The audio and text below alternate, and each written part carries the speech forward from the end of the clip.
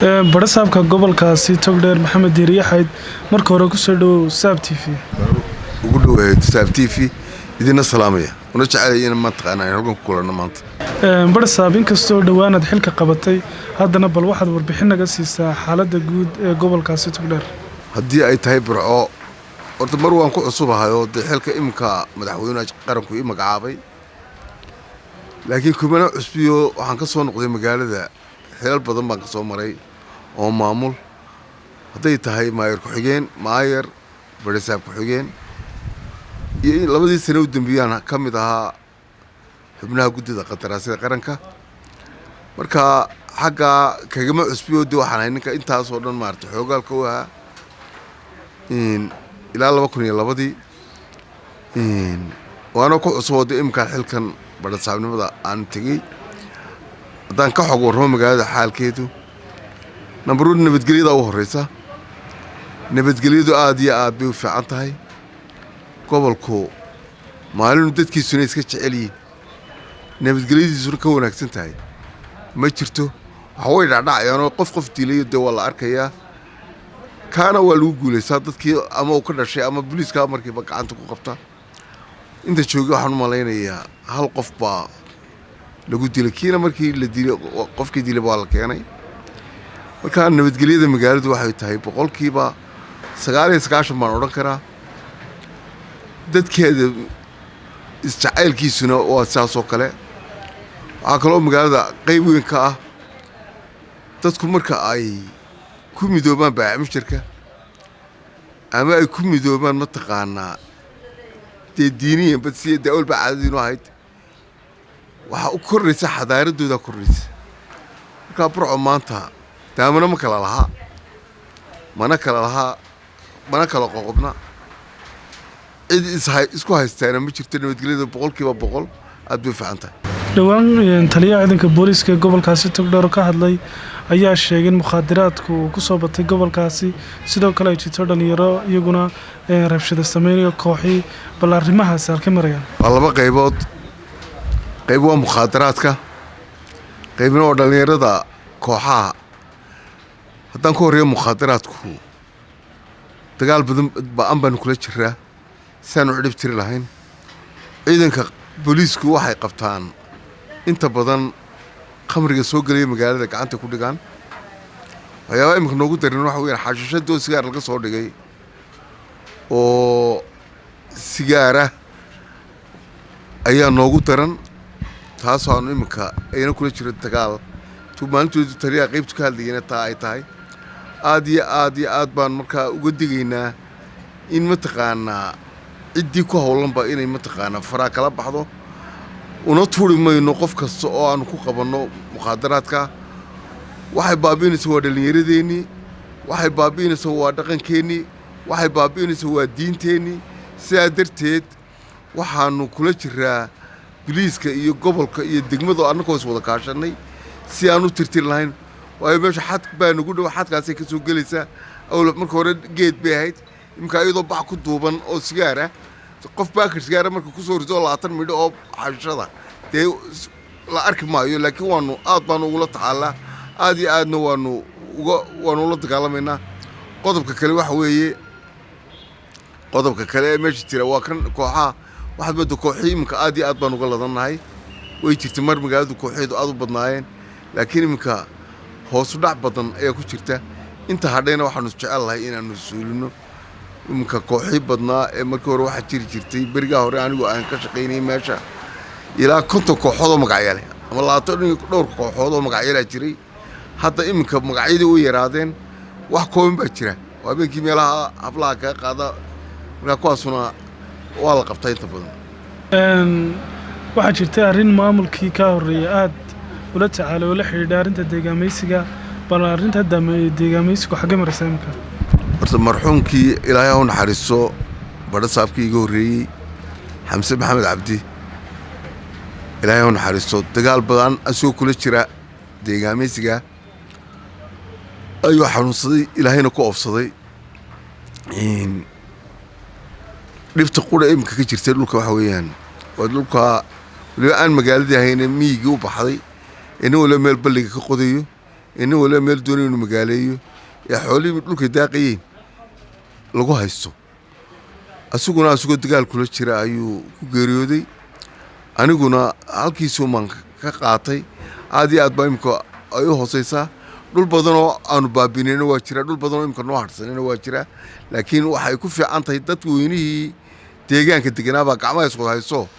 nala dagaalgeliyo ama ka meel qodobana noo soo sheegaya haddii dadweynuhu la socdaan dee waxba looma taageeleen qofka meel qodaya walaalkiiba kodhay halkan neefkii adhay ii daaqayey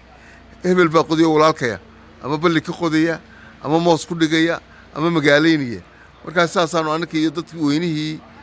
xoolo dhaqatada khaasatan ahaa aanu gacmaha isu haysanaa taas waa taa kolley deegaanka wax kalea ka jirayoo xagga ayax baa jiray asna dhulku waa barwaaqo horta marka hore ayaxii ka dhashay meeshaa waxaanu xukuumadda ka codsannay khaasan wasaaradda beeraha inay noo keento dayuuradihii labadii dayuuradood ee halkan joogay ee buufinaya ayaxa iyo 6 gaadhaa noo yimi muddo dhowr toddobaaday nala joogeen iminka wuu ka suulay ayaxina gobolka oo waxa ay waxba ka socda ma jirto anoo mataqaan oo halkan uga mahadnaqaya wasiirka wasaaradda beeraha oo hawshaa gacan weyn ku lahaa iyo xukuumaddaba aad iyo aad baanu ugu mahadnaqaynaa taas waa qodobka haddaan isu kaa raacayo waxbarashada gobolku aad iyo aad bay u fiican tahay waa iminku sana dugsiyeedka bilaabmay waxaananu kulliba ku heshiinay annaka iyo wasaaraddii waxbarashada iyo jaamacadiiba iyadoo COVID-19 laga baqayo in mataqaanaa carruurtu ay kala fogaato maaskiina ay qaataan oo mataqaanaa galaaskii dee tirada badan lagu gelinayay tiro kooban laga dhigo ayaanu ku heshiinay waana ayna sidaas u socotaa caafimaad ahaan COVID-19 bariyahan magaaladeeda waxba lagama helin mashiinkii dhalinaya oksijiinta oo maalintii 15 haamood oo min 6 dhalinayana waa naloo keenay kii horena hore u yeelay asiguna caafimaad ahaana aad baanu iminka u fiicannahay xagga xoolaha waa ladanahay annagu xagga xoolahana timan baa badhoota yimi baadhe xoolaha aad bay u fiican yahay xagga xooluhuna caafimaadkoodu gudoomiye dad badan baa markay ka hadlayaan gobolka Togdheer yiraahdaa maamulka dawladda marka laga yimaado iyaguna waxa jira maamul kale awood badan oo xagga culimada oo awood badan kula gobolka arinta maxaad ka leedahay culimadu waa culimadeena marka hore waa warasatul anbiya waxyaabaha laga sheegayana anigu ma qabo inay jirto maalinta aan tagay meesha la soo dhaweynayay culimadu qaybta u weyn bay ka ahaayeen dadkii soo dhaweeyay fadhigii labaad ciidan la yeeshanay ay ahaayeen firqo kasta oo culimadu ay ka mid hadday tahay اعتصام هذي تاي سلفي هذي تاي تبليغي هذي تاي قادرية انت يهم لا بقولوا علماء وولد مقالة أو فرقة كلا أيام قبل كل شيء